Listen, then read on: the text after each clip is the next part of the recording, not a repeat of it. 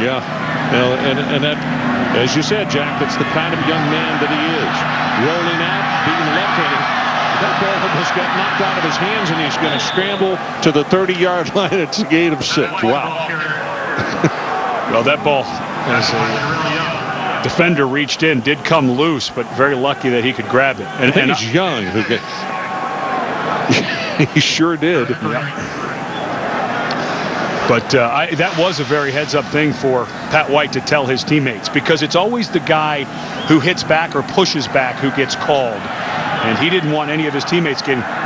It's tough enough going right now against the South Florida defense, and West Virginia offense struggling. We don't need a 15-yard penalty against us, guys.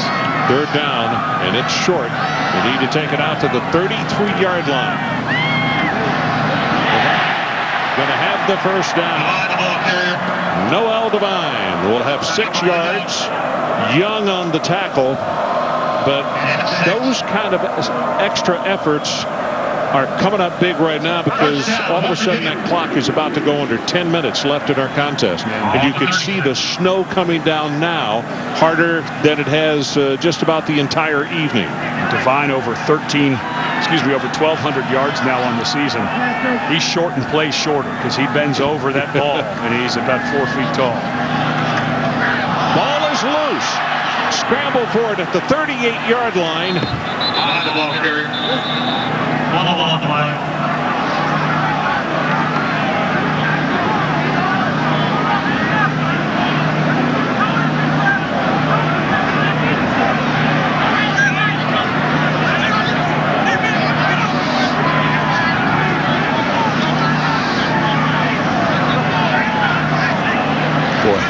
The bottom of that pile, it's been on the few of those. There's some pulling and grabbing going on. You are kicking, doing whatever you can to try to get that ball. West Virginia football. Boy, it looked as though the Bulls had recovered this thing. Looked to me like it may have been, it was George Selvey coming over.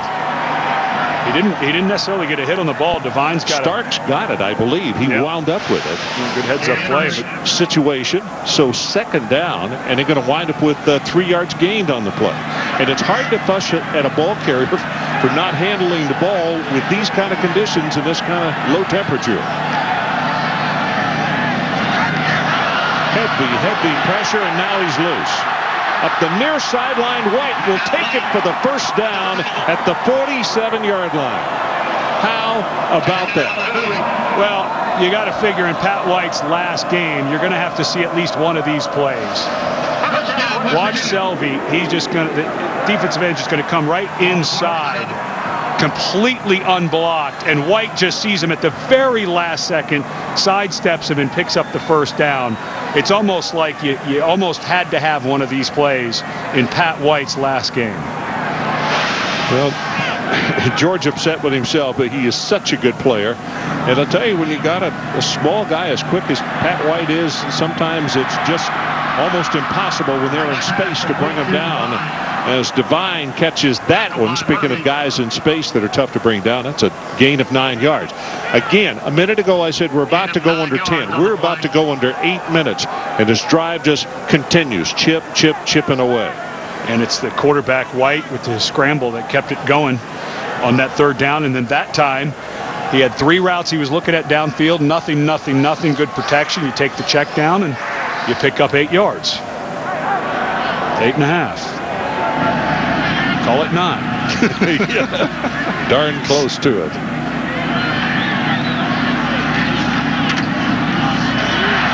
Well, Devine is beginning to feel it. You don't have to be a big running back to kind of get lathered like the larger running backs do. You start to get that feeling. You start heating up, and right now it appears as though that Noel is getting that feeling. And the defensive coaches for South Florida talked about this. They said he is so elusive, and when he gets you in space, he's very, very hard to tackle. And he does that thing where he kind of hops behind a lineman, and then he bounces to the other side. And you watch when he comes to the line of scrimmage, he's kind of huddled over the ball, so he gets lost in there. Yep. Going to give it to him again. Broke a tackle. and he'll take it down to the 30-yard line. Jack Harut, let's check with you. Guys, there's one reason why Noel Devine does that. He studied Barry Sanders. He said one of the things that he saw was the way Barry, as slight as he was, would hide until the last minute behind his lineman and then dart out. So ever since he was a youngster, he tried to emulate his hero. Hey, Jack, he's 15 carries tonight for 91 yards. And remember, he didn't play in the first quarter. Yeah, for sure. Well, and he does something else Barry Sanders did, that jump cut. And a lot of guys work on that now, where they'll get to one side, and instead of taking steps to move their body, they actually jump over, and they cover that ground faster. I've seen him do that 5 or 6 times to great effect tonight. Clock is now under 7. Continuing to run. Pat White. In fact, he's milking that clock for every second they can get off of it. Going to snap the ball with about 12 seconds on the clock. Now White with a key block to get his man outside, and the quarterback almost helped him pick up a first down. Well, how many times have you seen a play like this where the quarterback has to get involved and they don't really know what to do? Well, watch number 5. Comes all the way, it comes back and gets a cut block on Tyrone McKenzie. I mean, that's, most guys would just kind of get in the way. He threw his head in there and got a cut block on the outside linebacker. That's the reason your teammates love you when you do things like that. 3rd down, and I mean, probably just a foot or 2. Defensive charge and penetration by McKenzie, and the play blows up, and that is a very large loss. -6 on the play. And with that -6, you've now got a much longer field goal. It was Selby who came in and made Devine try to bounce to the outside, and now you're in a very long field goal situation because of that lost yardage. Well, McAfee is on the field, and this looks as though it's going to be like a 48-yard attempt from the near hash mark. This time, heading into the wind. Does he have the distance? No. Wide left. No good. Let's take a timeout. 5:36 left.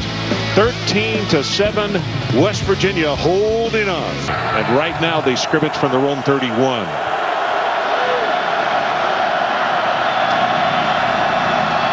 Running play to the right side. That's going to be a gain of about 8 by Mike Ford.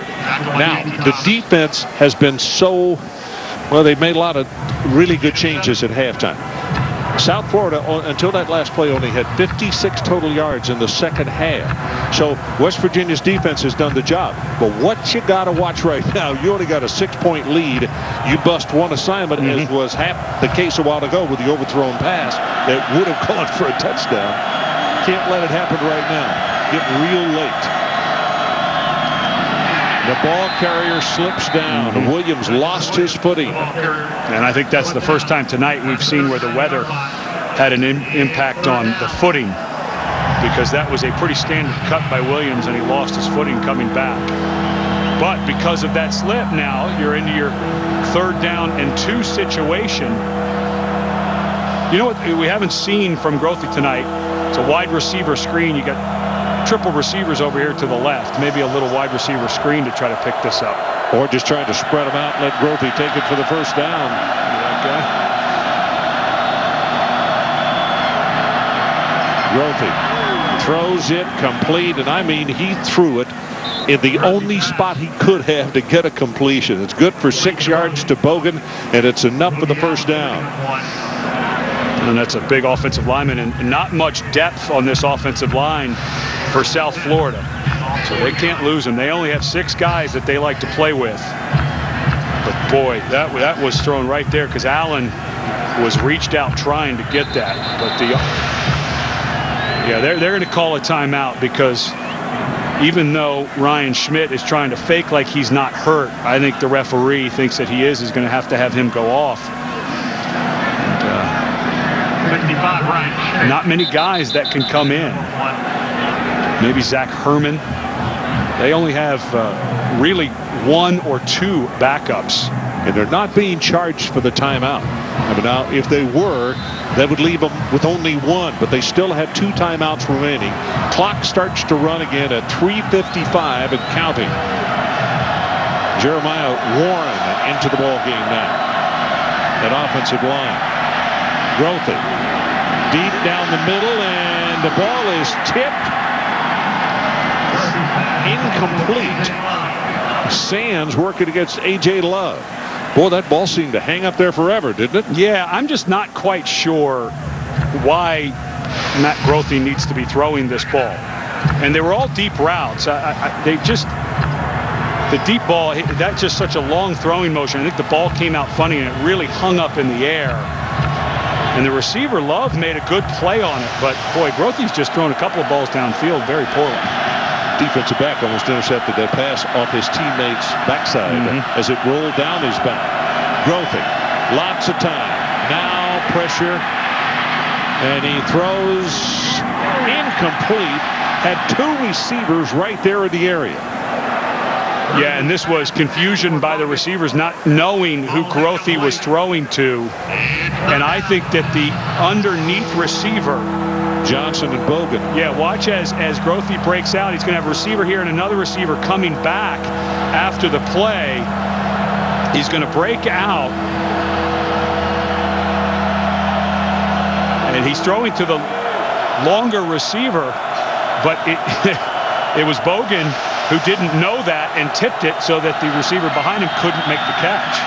Well, they throw, and on 3rd down, they get the first down at the 40-yard line to A.J. Love, and it's a gain of 15. Clock stops momentarily. 3 minutes, 27 seconds left in the ball game. Mountaineers lead it, but only by 6. And think about Pat White standing on the West Virginia sidelines. A couple of missed opportunities. They didn't call that personal foul when he was hit out of bounds, but then that 3rd and 1, that was the key play, that 6-yard loss. And there's Pat White in his last game having to watch Matt Grothy bring this ball club down the field. Grothy, 35, inside the 30, inside the 25. Lancaster will finally make the tackle, but it's a gain of 15 yards. And it's first down South Florida with plenty of time, 2 minutes, 59 seconds, and the clock running. And if I were South Florida right now, I know you don't want to get out of the rhythm, but if I were South Florida, I would eat as much of this clock as humanly possible.